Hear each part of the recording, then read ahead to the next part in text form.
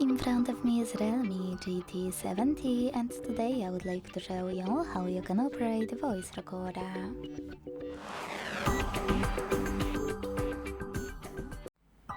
Begin by launching recorder and tapping on those three dots at the top right corner after selecting Allow in the pop-ups.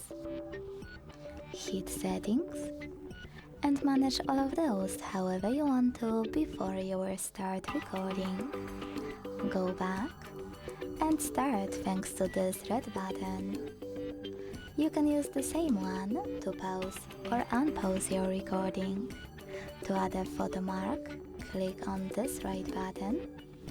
Select whatever you want to in the pop-up. Take a pic, and to discard it, use this X. To add it, tap on the check mark. If you want to add a standard mark, click on Mark on the left. When you finished to discard your recording, hit Cancel at the top left corner. To save it, hit Save at the top right one. Now name it and tap on Save here. As you can see, my recording was successfully created.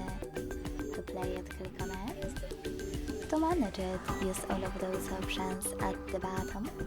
Click on those three dots at the top right corner and use all of those.